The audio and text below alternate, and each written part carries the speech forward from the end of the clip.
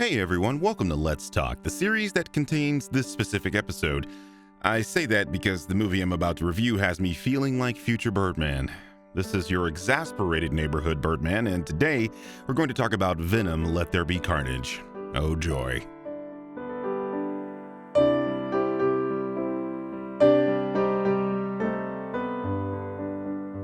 Be warned, this video will contain a spoiler after I give my letter grade. I will be sure to warn you if you choose not to hear it, but it's so big that I have to talk about it.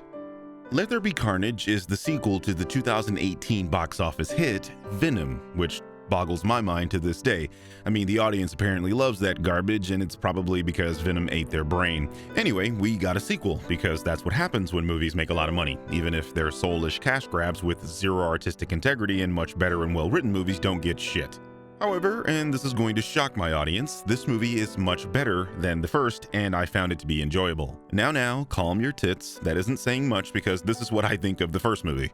It's made by suits who literally cannot give a fuck about you or the people like you or the fans of the character, and we're just going to make a bastardized version of the character. We're not even going to put the white tarantula on him because that's how fucked up we are. We're going to make Riot, one of Venom's daughters, his superior, and we're going to give you this stupid ass plot line about symbiosis, something that's never existed in the comics ever. And then we're going to give you a character in Eddie Brock who's nothing like his comic book counterpart, who's just a weird Tom Hardy being fucking weird. And then we're going to give you a bastardized version of the fucking Life Foundation because nobody knows who the fuck they are, so we can do whatever the fuck we want. And then we're just gonna randomly have She-Venom in, and she's gonna kiss Eddie Brock, and then the suit's gonna transfer over to him, and then the people are gonna love that because She-Venom, right? Yeah, cameos. And then we're gonna put fucking Carnage at the end because cameos. And then we're gonna have, it's just like get the fuck out of here, dude. That movie's fucking trash, okay? If you actually sit down, rewatch the movie, and think about what's going on, it's bad every way you look at it. The only thing that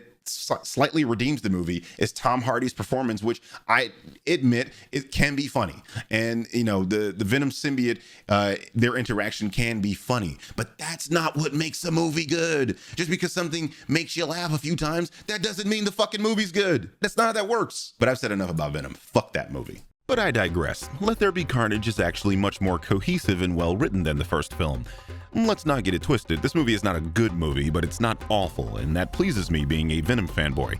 It tells the story a year after the event of the first film, and the symbiote and Eddie Brock have more or less acclimated to one another. Venom wants to eat more people, and Eddie has been placating him with chickens and chocolate because, as in human brains, chocolate contains phenethylamine, which is what Venom craves. The problem is, this substance is mainly present in mammals and not birds, so the chickens aren't doing much to satisfy his hunger. If it were me, I would take Venom to go eat cows because they're much larger than humans and have the same chemical present in their brains, but whatever, movie got a movie. So this causes a bit of friction between the two, and not only that, his ex is now getting married to a yuppie. Meanwhile, Cletus Cassidy, an insane serial killer, has been toying with the cops and Eddie, who have been searching for the bodies of his victims, as this secret keeps Cletus from facing lethal injection. Venom sees a clue in Cassidy's cell and solves the crime, which leads California to reinstate the death penalty for Cletus. One of Cassidy's last wishes is to see Eddie again, so Eddie visits him, and Cletus bites Eddie, drawing a bit of blood from his hand, which has a bit of symbiote in it. This births Carnage, an even bigger and badder Clintar that only wants to kill its father. So, as I said, this movie is much better written than the first film. It still has its pitfalls, of course, but it's far easier to follow and doesn't have a random globe-trotting Malaysian woman. I found the humor to be about the same level as the first, but there's less of it because it seems this film is more interested in telling a story that makes sense. But there is a really funny scene involving Mrs. Chin, and it's basically guaranteed to have your theater laughing. I actually liked Venom this time around, as he is even more humanized than the first movie. He's this movie's MCU guy, where the majority of the film's comedy is funneled through him, and he does tell a few good jokes and has some funny gags. To be clear, this movie is nowhere near as funny as it thinks it is, but it got me to laugh out loud at a few of Venom's antics, so I have to give credit where it is due. The character looks damn near exactly like he did in the first film, and I find that to be a little weird considering it's been 3 years. You would think they'd improve the look of the character a bit, but nah, Sony is fucking lazy. Another aspect of this movie that I actually enjoyed was Woody Harrelson's performance as Cletus. He wasn't as insane as the comic version of the character, and that probably had a lot to do with the PG-13 rating, but he hammed it up and looked like he was having a grand old time, and as you all know, I love when actors are having fun. Naomi Harris plays Shriek, a mutant. Yes, that kind of mutant that can produce sound waves loud enough to harm a symbiote like Venom. She was one of the weaker elements of the film, and I think it's because Naomi was miscast. Her character isn't very fleshed out, and her scenes are all weirdly cut, like the editor didn't like her takes or something. There's a scene of hers towards the end that makes absolutely no sense, and it's because of how it was cut. She's obviously British, so she has to do an American accent, and she fails spectacularly. She does a very weird, squeaky voice that is clearly there to hide her accent, but it unfortunately makes it difficult to understand what she's saying in a few scenes. Speaking of difficult to understand, I still don't like Venom's voice here. Venom and Eddie talk to each other throughout the movie, probably more than the first, and the problem is that Venom is still difficult to understand. There were a ton of jokes that weren't processed by my theater because they literally couldn't understand what he was saying. Mind you, we were in the premium theater with the crazy sound system, and Venom told jokes that didn't go over because no one knew what he said. This wouldn't be that much of a problem if the voice for Carnage wasn't crystal clear. There's a stark contrast here which shines a bad light on Tom Hardy's performance as the character. Personally, I would have preferred if they just hired a really good voice actor for the voice, someone like Kevin Michael Richardson, because he can at least do a deep voice that isn't ancient Latin. The plot of this film is average, and it does the whole superhero sequel thing, but kinda worse. You know what I mean, where in the second movie, the hero loses their powers or equipment, and then something happens and they get them back, like Spider-Man 2, Superman 2, and even Iron Man 2. I mentioned earlier that Venom and Eddie weren't seeing eye to eye about what Venom should eat, and of course this leads to a split for a time. The problem I have with this is that this split is extremely short-lived as they reunite damn near overnight. What I'm saying is, this plot thread seemed largely unnecessary. They could have elongated the movie by exploring this concept further. I mean, the movie is literally an hour and 37 minutes. Who the hell releases a superhero film in 2021 that's less than 2 hours? You just don't do that. Sony says, yeah, you do. This is compounded by Carnage not getting much screen time outside of the big fight at the end. They could have cut the whole Venom and Eddie fight subplot altogether and used that time to further explore Carnage, because for a character named Carnage, he sure doesn't cause much carnage. Granted, when Carnage first appears, we get a baller-ass scene of him just wrecking shit, but even that is marred by a weird-ass symbiote tornado. Yes, I said symbiote tornado. Why even give CinemaSins ammunition, Sony? Anyway, if you're going to see this movie, I recommend a premium sound theater because Carnage is actually kinda scary when he first appears. I like that a lot. The issue with Carnage is that he feels so held back because of that PG-13 rating, and I cannot, for the life of me, understand the thinking process behind Sony releasing a movie with one of Marvel's most dangerous and radical characters and toning it down to receive a pussy PG-13 rating. We live in a post-Blade and Deadpool world. R ratings are not going to harm film sales, especially in a movie with Venom and Carnage. To be fair, the movie does use its one F-bomb very well, so you could probably make the case that there's a meta joke in here somewhere where Sony planned their PG-13 rating just so that joke would hit harder, but still, PG-13 Carnage, guys. There's no way that's not a negative. In the end, I thought this was an average superhero movie, about on the same level as Ant-Man and the Wasp. If you know me, you know that's actually pretty high praise considering my absolute disdain for the first film and Sony's handling of this character. I laughed and generally enjoyed my time with this movie, and I couldn't find any real glaring issues with it, and you better believe I was looking. The movie is held back by its somewhat middling by-the-numbers plot, its insane PG-13 rating, and its short length. Tom Hardy is fine, but his Venom voice could use a bit of work in its clarity.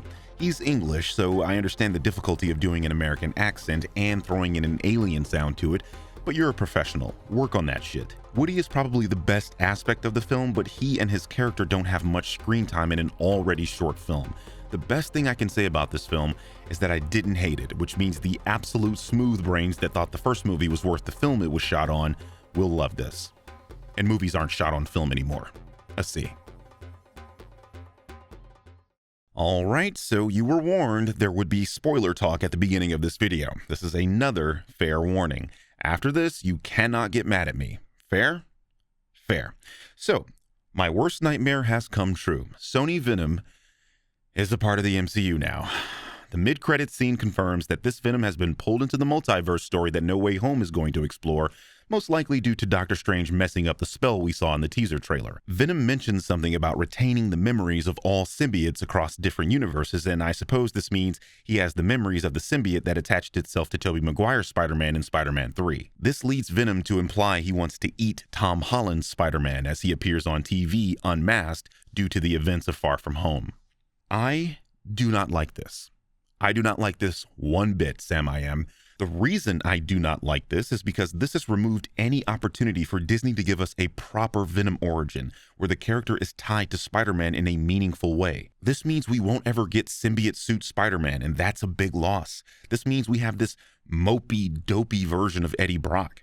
This means Carnage is dead to the MCU, and Spider-Man and Venom will never team up to defeat him. It seems Sony just can't stop working backwards. How the hell do you introduce Venom in a universe that absolutely contains Spider-Man and have Eddie Brock attain the symbiote first? You could argue that they weren't sure this is where it was headed, and you'd be right. But why not just keep them separate? They could have pulled this with Andrew Garfield's The Amazing Spider-Man universe, and everything would have been fine. But Sony wanted this bastardized version of Venom to be a part of the MCU so bad, and unfortunately, they have gotten their wish. I assume this is the deal that was made back in 2020 when Disney and Sony had their spat, and is what allowed Disney to continue using the Spider-Man character, but it all feels like Disney sold out. Don't get me wrong, I understand. Having Spider-Man be in your universe is a big deal, but it's clear Sony was holding the character hostage in order to bully this version of Venom into the more lucrative MCU. Sony's problem is the same as DC's, half-assing your universe, cheating the process, and just throwing characters on the screen in the hopes that something sticks. The reason the MCU has been so successful is because they take their time to introduce things and set up larger stories by telling smaller ones. Sony, like DC, is looking to shortcut this process, and that's what makes this all the more frustrating. We're now putting a half-thought-out character into a universe that was mostly cohesive and comprehensive. This is not the well-thought-out planning of the Infinity Saga. This is right as you go, based on the actors and characters we currently have the rights to and may in the future. I cannot tell you how much I detest this move. I'm sure there are people that are absolutely ecstatic right now, but I am reminded of my feelings the first time I saw the original movie, and I'm actually having a hard time processing this. On the bright side, Sony and Disney cooperating like this basically confirms that certain other Marvel Universe characters will appear in No Way Home, because if Sony is lending Disney Alfred Molina's Doc Ock, and now Venom, I'm 100% expecting Tobey and Andrew. This will be a spectacular fail on both sides otherwise. So, as they say, all clouds have a silver lining, and if we get Tobey and Andrew in this film, I won't be too unhappy. As I mentioned in my review, this version of Venom is a bit more tolerable this go-around, but god damn it, I wanted this. Anyway, this has been your friendly neighborhood Birdman, and I'll see you guys when this all pans out. Keep your fingers crossed.